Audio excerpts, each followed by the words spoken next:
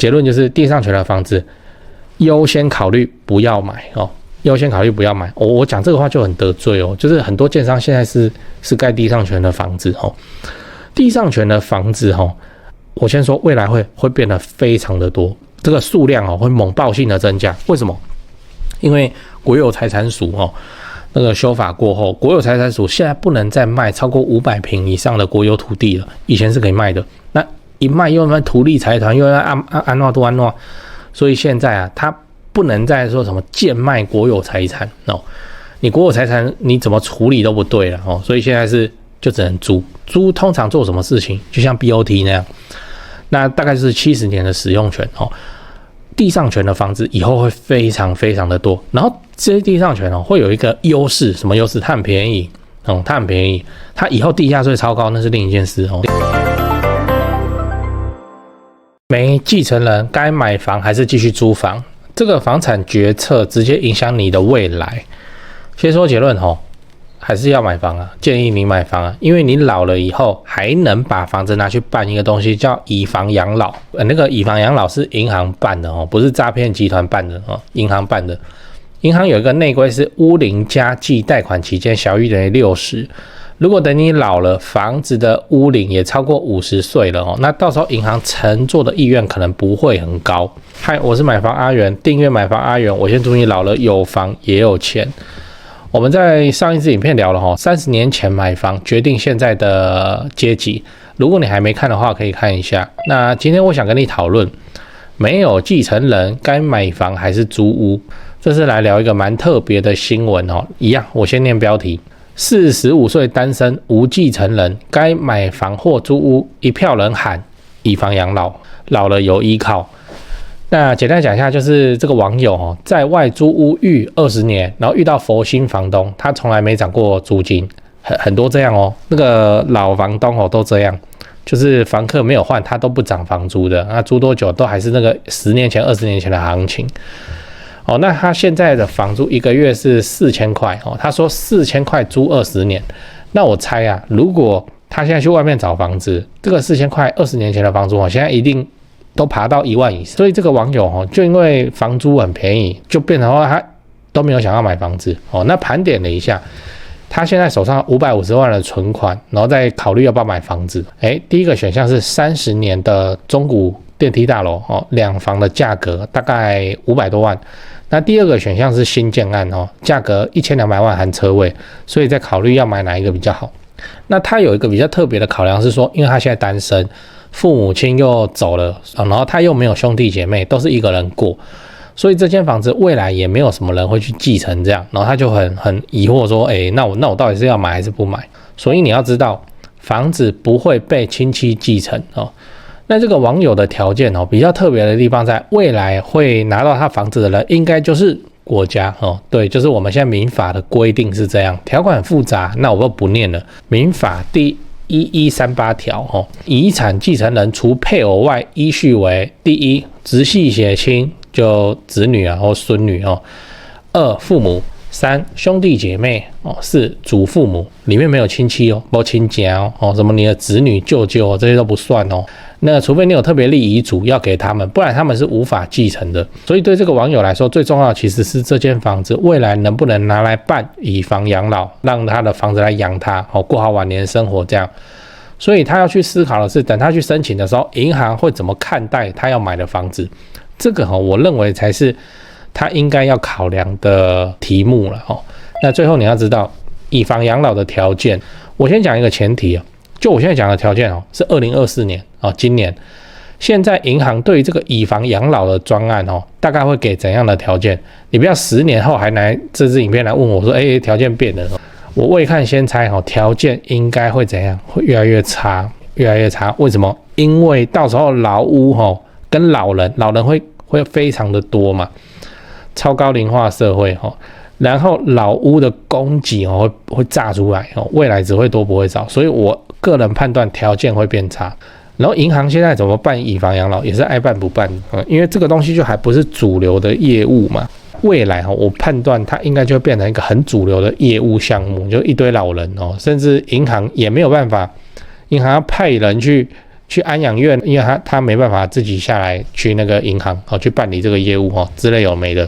老人会太多真的会太多。第一个条件有借款年纪限制最宽松的标准是65岁那通常落在60、65岁这样。第二个有时间限制通常会有30年期限，就期限到了后要去清偿，那清偿就是银行把你的房子拿去卖，那你应该也走了那这边有一个地方要注意的是，如果借款人有继承人的话，就假设房子卖了还不够还借款，银行是会跟继承人追讨的。银行是做生意的那不是那个社会局也不是卫福部来，第三个，房子要是自己的，注意单独持有，共同持有的话不行第四个，双重的内规年龄加计贷款期间大于等于90，屋龄加计贷款期间小于等于60好，大概这样。那我再强调一次，这就是现在2024年的版本，未来一定会变，这我看起来比较可能叫一定会变。那等你老了等你70、75岁的时候，你要问清楚，你不要等到你75岁才问你大概60岁你要开始去做这个动作我们回到原本的问题，这个网友应该要买新建案才对，为什么？因为如果他买30年的中古屋，他现在45岁那假设他65岁要申请这个以房养老的话，就会被内规卡到。虽然是现在的内规但我的判断是会变严格嘛，因为到时候他的房子屋龄50，那你看银行怎么看待这个屋龄50的房子？有都更价值？不知道啊。然后内规的话是屋龄加计贷款期间要小于等于60，他只能贷10年的以房养老。那个10年以后怎么办？10年他应该还没过所以他现在买新建案，未来比较不会被卡到。讲完了，我们整理一下，我们今天讲没有继承人该买房还是租屋那我先跟你分享了一个新闻，就一位45岁的单身网友，存款550万。都没买房子，因为遇到佛心房东20年来都没跟他涨房租，所以他都没想过要买房子那现在也45岁了那我猜他也是怕未来会被房东赶出去，所以有在看房子。这个我等一下八卦的时候讲。现在有2间房子在选，第一间500多万30年中古，可以不贷款就买第二间1200万新建案需要贷款。那他的目标是未来要以房养老，我帮他设定的目标了他自己还在犹豫那我的建议是他应该要选1200万的新建案，因为他要考虑等他申办以房养老的时候，银行会怎么看待他的房子。如果他选的是30年中古屋，20年后他的房子变50年的房子，他到时候要举办这个以房养老不太可能那银行各种条件都会很差，因为屋龄很高，然后他的年龄也高你不要去怪银行如果你是银行，你根本不会放这笔钱那如果他选的是新建案的话，20年后他是20年的屋龄，银行要贷给他的条件应该会好非常非常的多对这几件事情先讲，不然怕忘记。就现在不是房地产吹冷风嘛这已经是事实了。那我自己的观察是这样跟你分享一下。先说台北台北市、新北市。那台北目前依然持续在成交那成交的行情没有特别的高，也没有特别的低，就行情这样。只是说现在的买方分布已经变成说 50% 是自住换屋那 50% 是财富传承，投资客几乎都离开台北了。那我想这个也不赖嘛，就没有投资客在那边恶性炒作那前面讲到那个 50% 自住换屋，自住换屋很重要的考量就是小朋友的学区所以蛋黄依然非常坚挺那 50% 的财富传承那财富传承讲的就是就天龙人嘛有钱的天龙人。那通常都是怎样？长辈就是看生几个小孩，然后每个小孩一人帮他们买一间这样要给小孩的这种属性。所以他那个也没有要投资，也没有要炒作啦，就是保值就好财富传承那你有钱，你要放在全台湾最顶尖的房地产市场来自住换屋或是财富传承都可以只是说现在成交在4500万以上已经是目前的常态我居然还有观众去买超过1亿的大安区房子，然后他们说我台北前辈的团队服务是非常的顶级他们的家族很满意这样对，所以你要看那些财富传承用的房子或者好学区的房子你就加我前辈的 LINE 小老鼠拜台北，小老鼠买台北这样加了，你就看到他的大头贴那个是助理在顾的那他们会不定期的 po 这些房子给你参考。OK 那讲完台北，讲高雄。高雄的情况是也一样，市场降温那之前的乱买乱出价族群就不见了。我认为这样很好，因为这样子我们就可以专心瞄准重大建设，就比较不会有那外行乱出高价的乱，你知道。那自从我拍了会员影片我会员影片不是都会拍重大建设嘛？那陆陆续续我拍了高雄的重大建设有，楠梓台积电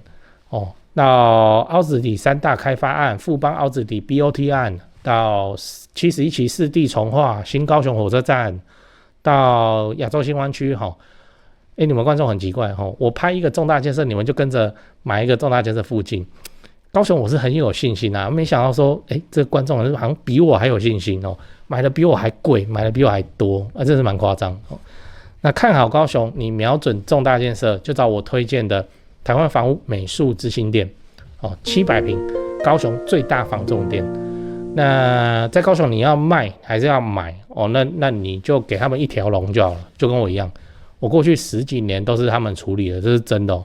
那我付的中介费这样子加起来早就超过7位数。那你看我还是愿意推荐他们就是真的很没问题嘛很专业很 OK。他们的 LINE 是小老鼠 go go go go go 小老鼠5个 go那他们有答应我说会 po 在这支 LINE 的房子是都会挑过就是专门给买房阿元的观众。那这些房子都怎样？都适合自产，也都在重大建设旁边，你可以加那个 LINE 来看看高雄没有台北那么贵那高雄的重大建设，我还做了一个高雄重大建设加美食地图的 Google Map Map 地图反正你点开那个地图就是我做的那个重大建设地图跟很多那个 YouTuber 不是来拍来吃高雄，对不对？那些他们吃的店我都把它点出来，这样都插在地图上，反正就是美食跟重大建设都摆在一起。你要来高雄玩还是你要看房子那你都可以参考这张地图这个我也花蛮多时间做的那我自己也用得很开心因为我就是平常没事我都看那些 YouTuber 吃吃喝喝我去吃这样那使用的方法是你要去我的那个影片的资讯栏复制那个连结，然后贴在你的手机浏览器上打开来看才会正常你直接点那个连结它会内建打开你的 Google Map这个 app 那不对，那打开来很多问题但我也不知道为什么，所以你就是用浏览器开就复制那个地图连结再贴到浏览器去打开，这样才会正常好啦，以上台北的 LINE 高雄的 LINE 重大建设跟美食地图你都有了，那就祝你自产顺利，来高雄玩得开心，赞赞。讲八卦我这个新闻蛮好看的有很多东西可以思考。我们先讲第一个就是他租了20年没被涨过房租，为什么突然在第21年他想买房子？请问发生什么事我未看先猜有风声。这个风声是怎样我们先讲一个情况台湾的租金市场也是蛮畸形的。这个畸形主要体现在不是说不报税而是说老房东太多超多，而且这些老房东在租他没有在跟你算投报率的，真的他就租了就一直租客没换就不换就这样。然后租客跟他租了5年8年的房子，他就觉得说自己人然后就会变成这样，反而是一群人在怎样虎视眈眈，谁？他的儿子女儿，太多状况都是老人就不涨房租因为他开不了口去跟一个跟他租了12年，我乱讲12年房子的租客说我要涨房租，他觉得这件事情他做了他不道义，老人都这样，就是这样那不用讲，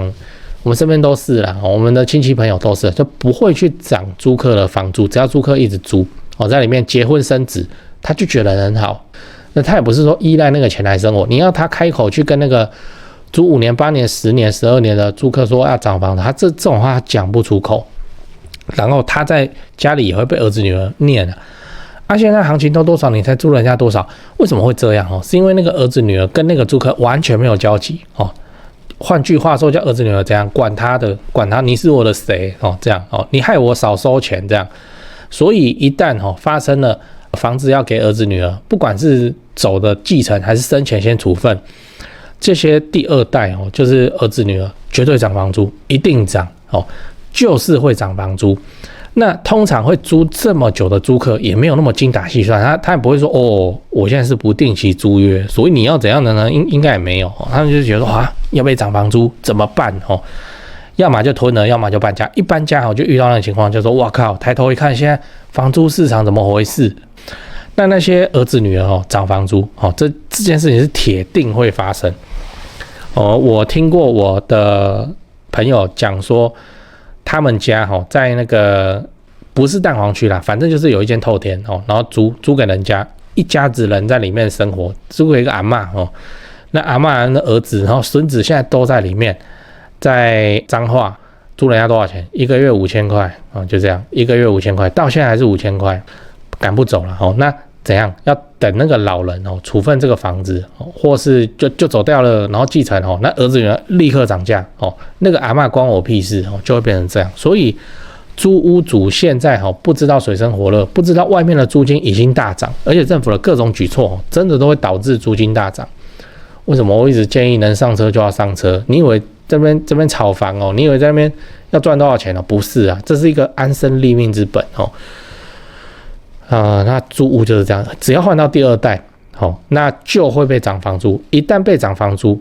就立刻会把这个人以今天我们讲的故事的那个主角还算不错，为什么？他手上有存款，多的是怎样？因为房租很便宜，他也不存钱，然后那边晃，等他被赶出去的时候，连新的租屋处的2个月押金都有问题，多的是这种人。所以涨房租的现象，说不定你现在就在等对不对？你现在就在等你的父母把那个房子给你以后，你要来涨房租因为你就觉得很瞎，怎么会有这种事情？怎么还在租20年前的价格？莫名其妙这个房子要是我来处理的话，我一定要涨它房租，不都这样吗？那再来讲那个以房养老，以房养老这件事情银行现在叫做爱办不办，它就不是主流业务嘛。现在不是都在忙新青安首购那以房养老现在讲出去，人家都以为你在诈骗好像银行就是要靠这个以房养老这种专案来吃你的房子的诈骗这样。那我认为未来以房养老一定会是一个很主流的政策，就是会变成说一些老灰可能像我这个年纪我们到60、70岁的时候不然拿一间来以房养老好了都会变成这样很基础的操作。为什么？没办法，老人太多了，台湾人又爱买房子，所以会一堆老人一堆房子以房养老。那我们就静观其变嘛以房养老，你这东西以后不流行起来是很诡异的事情所以以房养老我们大家就是加减了解那现在我们还不需要房子来帮我们养老的话，就是这样，就是尽量买能上车就上车。那未来即使你要发动这个以房养老，你有房子这张牌可以打。讲到这个以房养老又要讲一件事情，叫做什么？叫做地上权。地上权你知道是什么吗？地上权我以前也拍过影片结论就是地上权的房子优先考虑不要买优先考虑不要买。我讲这个话就很得罪就是很多建商现在是盖地上权的房子地上权的房子我先说未来会变得非常的多，这个数量会猛爆性的增加。为什么？因为国有财产署那个修法过后，国有财产署现在不能再卖超过500坪以上的国有土地了，以前是可以卖的，那一卖又卖土地财团又要安诺，所以现在它不能再说什么贱卖国有财产你国有财产你怎么处理都不对了所以现在就只能租，通常做什么事情就像 BOT 那样，那大概是70年的使用权地上权的房子以后会非常非常的多，然后这些地上权会有一个优势，什么优势？它很便宜它以后地价税超高那是另一件事那它很便宜在说这不是蛋黄区吗？怎么有这个3房2厅外面普遍都要2500万3000万的东西，结果它只要到1200、1300那我要买地上权就人家说就是那个土地在金贵有土私有财，就是那个地皮在金贵那地上权它就是不用那个买土地的钱，就是买那个建物的钱地上权的我们台湾人到现在还不是很熟悉，它也不是市场的主流，但我跟你讲地上权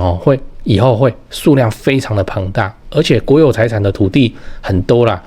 荒山野岭也有啦那蛋黄区内也有啦，